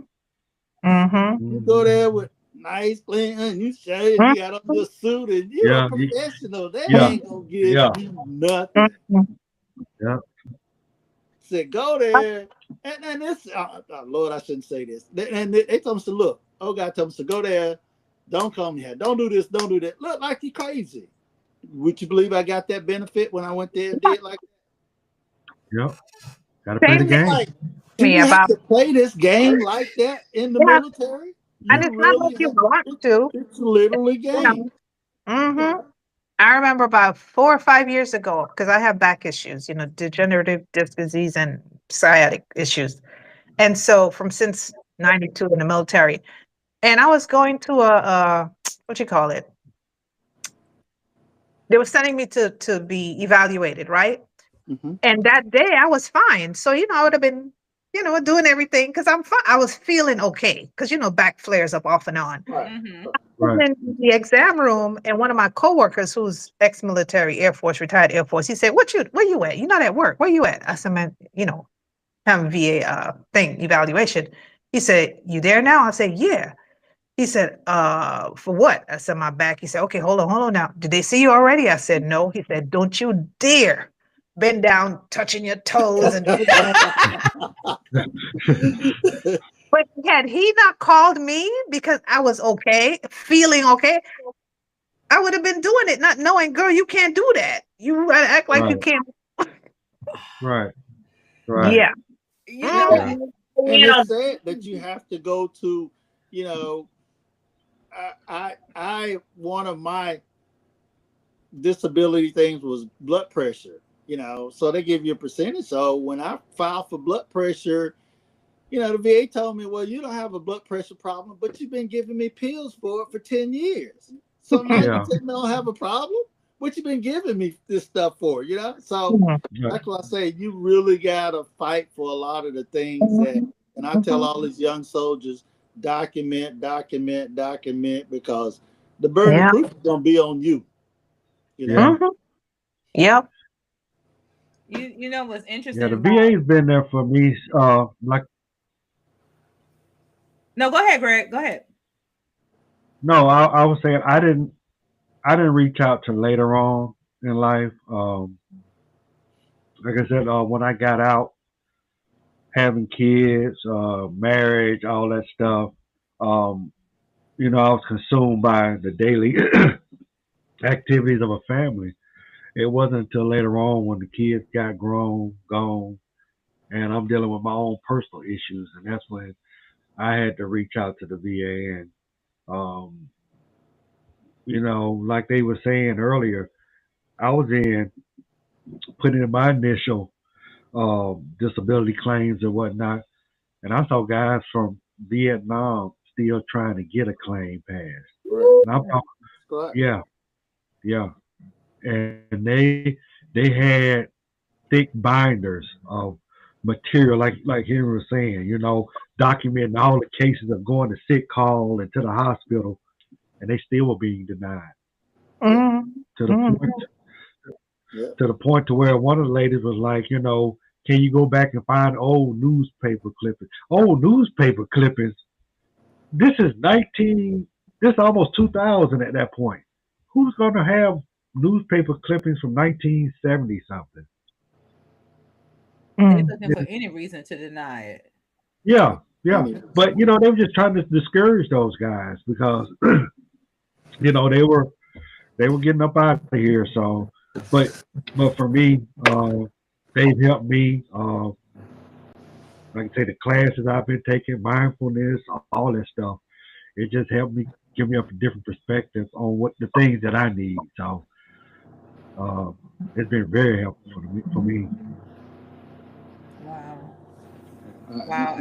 And as you all were talking, another thought that my mind gets a little imaginative, get creative at times. I was thinking like how I think back in the day, and it could still be going on today, like women that are taking the baby daddies to court for child support, they're told, don't go in all cute and made up and this, that, and the other. Go in looking broke down so that you'll play, I guess, on the emotions or the sympathy of the judge and stuff like that. So when you guys said that analogy kind of popped into my head. Cola, you smiling when I said that. I remember hearing that back in the day. Mm-hmm. You look like you in need. Yeah. But and the sad part about even saying making it look like you in need, just because you choose to dress yourself up don't mean you're not in need. That's where the problem comes into play. As a matter of fact, I was just looking at a video today out in Houston. This lady, she's getting ready to turn 103. And this lady was cute story. If y'all get a chance, look it up. It was on the Houston News, and I love when they put good stuff out there. She's like, I still get my nails done, my mani pedi, and I dress up, I put my makeup on and all that because I still like, and she said, I still like to look good. I may be looking for a boyfriend. You just never know. And I'm saying that to say it's just pride in oneself. So, and it's sad that you have to put on your Oscar performance, even though, you really do have a need. And then you making a person, I ain't saying me, making a person have to, look like Halle Berry when they and her and what's the dude, Samuel Jackson, when they was on crack. What movie was that? Was it Mo? Jungle Fever. Jungle Fever. Jungle Fever. Yeah. Yeah. I was prom queen. Yeah. Yeah. I'm on one tonight. Yeah. Okay. Go ahead. No, I'm just saying it's sad you try to put on your best face, but they don't want to see your best face. They want to see you looking broke down.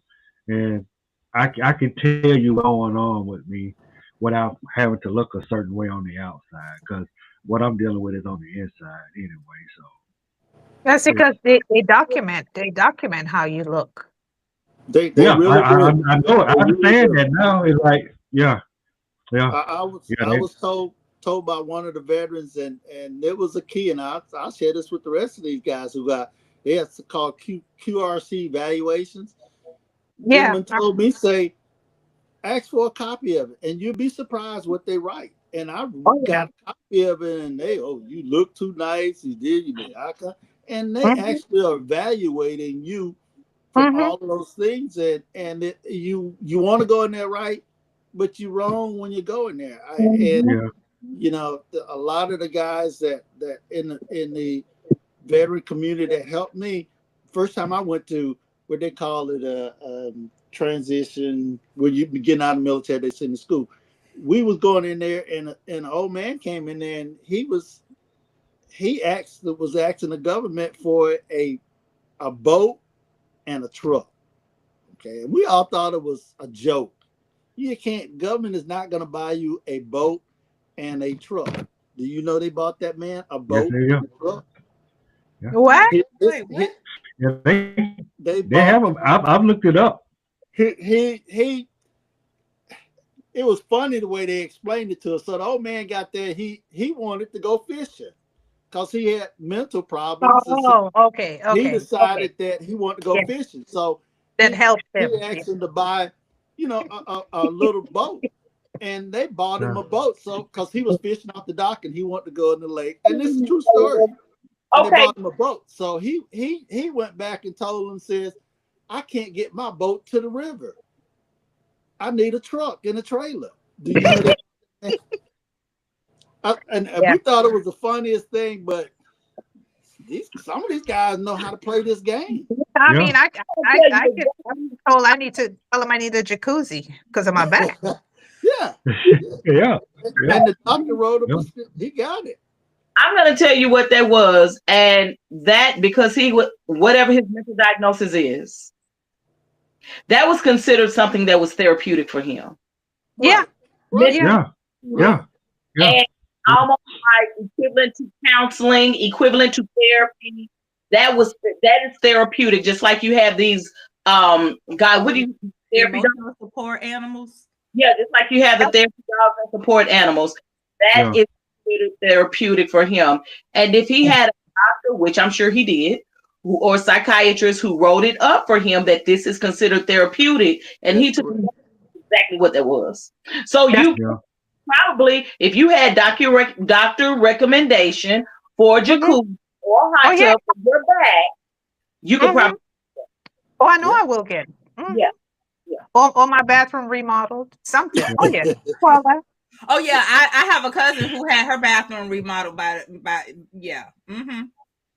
where at least like her tub, so they was able to give her a walk-in tub per doctor recommendation. Yeah.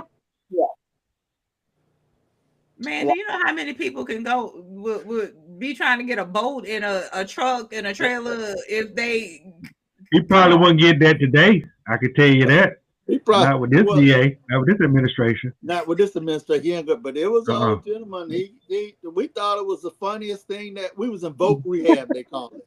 We thought that was the Yeah. funniest thing we ever heard of. And the lady up in front told us, I don't know why y'all laughing. He's gonna get a boat, a trailer. He's gonna get everything he asked for. Yeah. Yeah. wow. Yeah. Okay, that was enlightening. Yeah, this- I guess y'all missed that boat.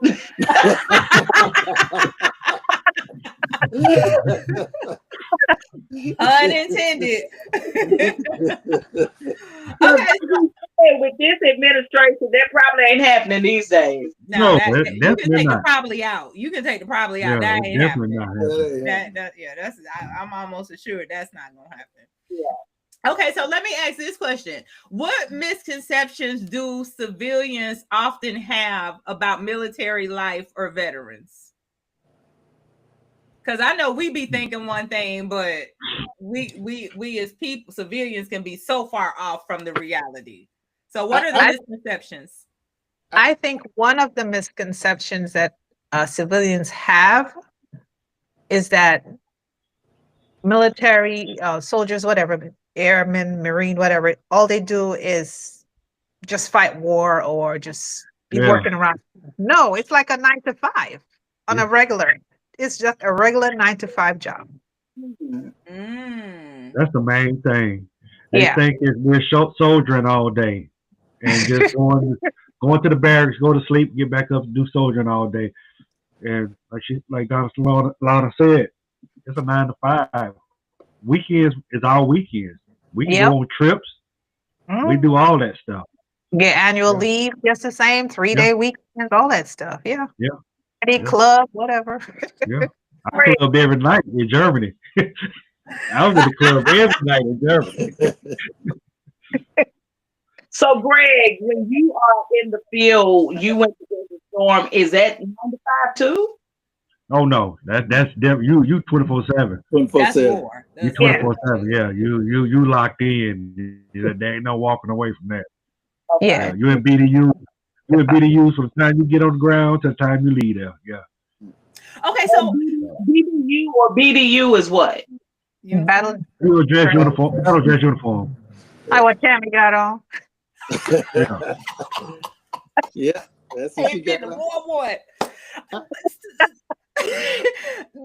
And you know what? I'm sorry. A question just popped into my head, and y'all know I'll forget if I don't ask.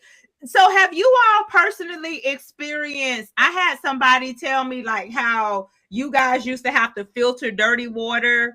I guess there's like, have you ever had to do it through like a rock or something to make the dirty No. water clean so you can No. drink it? You guys never had to experience No. that? We got bottled water. Y'all have We had bottled water. But yeah, we had cases of bottled water. When the war started, they gave every soldier like four boxes of water that had like 12 bottles in each box, and like 4 cases of MRE. So you had water, you had food. So if you got stuck out in the middle of the desert, just sit there and wait till somebody come. But you weren't gonna be hungry. You weren't gonna be thirsty. Okay. Good stuff. Good stuff. Okay. Greg, Henry, did y'all want to add to that civilian misconception at all? Did y'all have anything that popped to mind? I did. I think my misconception when I got out of the military was, they think when you get out of the military, you're rich and you ain't got to do this and you're getting a check and man, please. It ain't that easy. You still got to go to work because that check ain't nothing. Yeah. You got to go get some other benefits because you ain't getting everything yet. So a lot of people think when you get out of the military, you got it made. Please don't believe that. Yeah. That is true because back in the day, like when dudes used to get out, they used to have the nice cars and the rims and stuff like that. So y'all gave the appearance. You gonna get the nice things. You can get the nice things, the clothes. Like if you in Korea, you gonna come back with the clothes. If you in Germany, you gonna get you a nice car, BMW, Mercedes, Saab, or whatever. Yeah, you in those locations to get the discount. To yeah, you gonna look the part, but Yep. that's all it is. And I piggyback what Dr. Lana said. These folks just think it's a all day 24/7 thing, and it's not that. It was like a job. That's what I get most of the time. Everybody thinks it's just soldiering all day. Wow. Okay, well, that's some good stuff there. All right. So, what advice as we start bringing this in, I want to definitely give you guys I know you threw some advice out there earlier, but I want to go ahead and just kind of circle back in case something else pop into mind. What advice would you give to young career soldiers to focus on? What advice would you give to them, someone new, young, going into the military? What advice would you have for them? And I would say be perfect. Go ahead. I, Go ahead here. I said it before. I think my advice is, once you start your career and get on your career path, you've got to stay on it, because there are going to be distractions. There are going to be people that don't want to see you succeed. So it's up to you as a young soldier. Once you decide this is what you want to do and it's going to be your career, stay on that path and don't make yourself, and it's from experience, don't make yourself too mission essential that you can't really advance your career, because you can't go nowhere, you can't do nothing. You'll watch other people get advanced and you sit there and you get left behind. So don't know where you're going, figure out what the plan is, and stick to it, because there are going to be a lot of people in your way that don't want to see you succeed at that level.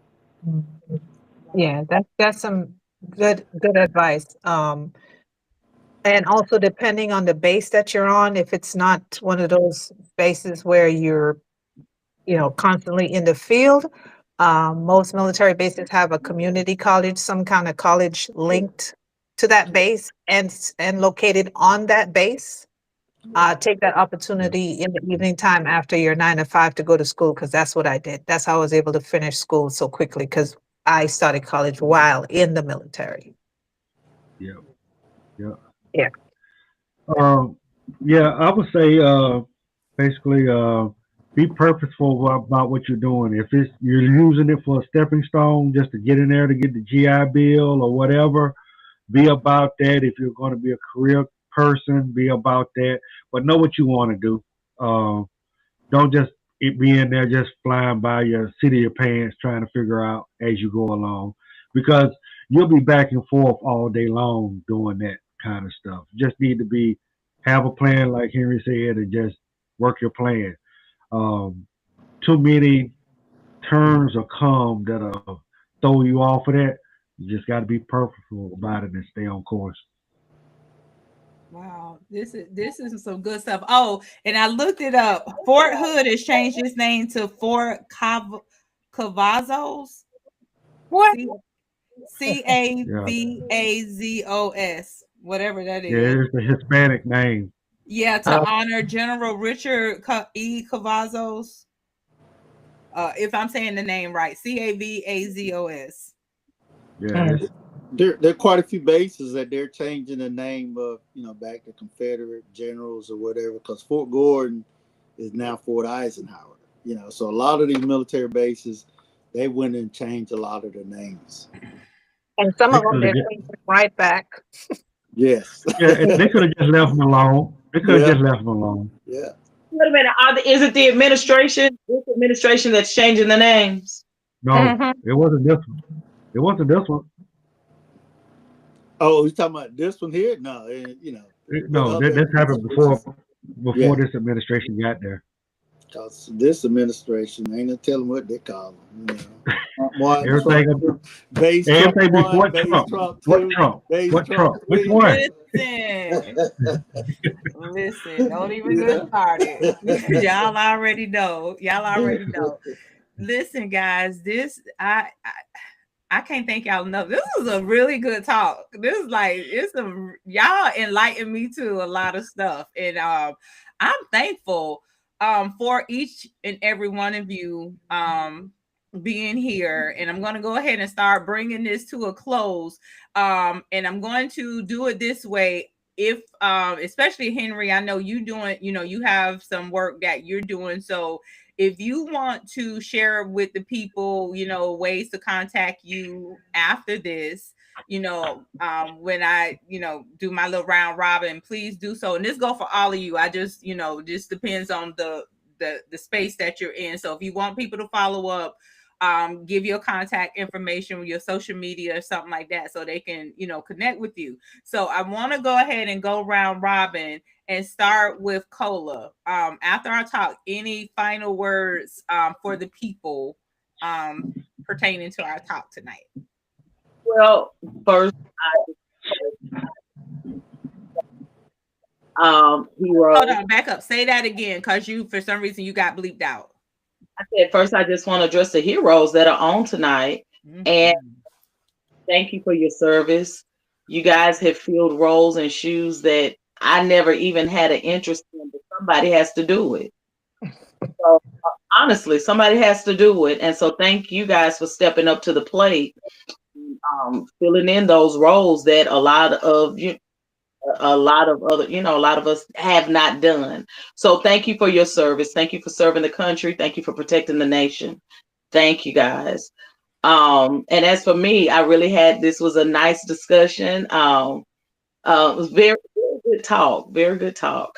And I thank you guys for giving direction to the listeners, because whether somebody's listening to it right now or whether they're listening to it 5 months from now, I'm sure you would have spoke to somebody, a younger person who doesn't know what to do at this moment, and you may have inspired them to serve, join the military or not. But I know you have given insight on here tonight that can provide guidance for others that are coming to listen. So anyway, thank you for your service. Thank you for being a hero. Thank you for what you've done and what you are continuing to do, which is share your message tonight. So thank you for that. Yes, yes, Thank yes. you. Thank you.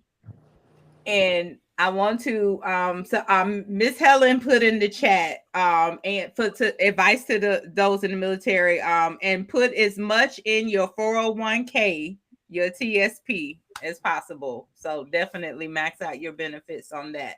All right, so I'm going to in the direction of my screen, Dr. Lana, Chica, any final words for the people, and if you want them to contact you, you're welcome to share your information. Well, first, thanks for having me. It was great being around fellow, my battle buddies. That's what we call ourselves, battle buddies. And I wish you all the best. Thank you, thank you, thank you. Greg. Well, I appreciate your invite. Thank you for allowing me to be here this evening. Always a pleasure talking to my sister. I tell my wife all the time we have some of the best conversations at work. But yeah, this was a great show tonight, and I just look forward to the next time. Thank you. Thank you. And Mr. Henry. So we left Atlanta 4 years ago, and we're on a farm here in Gray Court, South Carolina. So we're in the agricultural space now, trying to help our people eat, because prices of everything has gotten up so high. We were on a grant with South Carolina State, but they say that's gone. The current administration canceled a lot of grants this year, so all of the fundings got cut out this year. But we're going to bounce back. We like the military told, we pivot and keep it moving. That's So right. we pivot and we're keeping it moving. So we're going to bounce back next year. We're going to teach classes. We're going to grow. We've opened up 8 acres to do some other stuff next year, watermelons, cantaloupes, and stuff. So we have a Instagram NVAASC_. That's our Instagram. And our phone number, my phone number is 864-927-9656. Email is nvaa.henryjones@gmail. So if you guys is interested in learning, I'm telling everybody, you got a backyard, then put your garden out there. You grow beds are gonna be your friend over the next couple of years, you know. So you learn how to feed yourself some fresh fruits and vegetables. Right. Listen, you are not wrong for that. In fact, Lana, you started growing a garden, didn't you? Yeah, I plant every year. Yeah, In the yeah. back. This would be a show, living off the land and growing things homegrown. That would be a great show Living. Yeah. because people are moving toward that. People are really getting into herbalism and organic foods. Honey, Mhm. I cannot do a seedless watermelon. I just cannot. And I think I had a seedless grape. I'm like, what is going on with this with the food? They purposely doing it. But Genetically I modified. guess we go take the seeds and grow them in our backyard. Trying to keep us from getting into it. Mhm. Yeah, I love that idea. I love that idea. We need to. I mean, I buy organic, and yeah, you're right. Because even even though they're organic seedless grape, my son refuses to buy them. He was not. He go ahead and get the seeded grapes, Yes, and he go through this whole scrubbing process to clean them. But he is not messing with no grapes without seeds. yes. So you're right. And I have to look on the corners to find watermelons with seeds and fruit with seeds because all the grocery stores have seedless watermelons. I have to Yep. find and people who are raising watermelon to find the real watermelon. I call it retarded fruit. I'm not eating retarded fruit. So, Well, next year, if you want some seed watermelons, come see us. This year we experimented with orange and yellow watermelons, My and grandfather orange and yellow watermelons in Dayton, Ohio. and people don't know the history of the orange and the yellow watermelon. So that was experience with the kids this year. Okay. I don't know the history of it either, but I know he's from Noonan, Georgia, but he moved with the Great Migration going up north, my grandfather.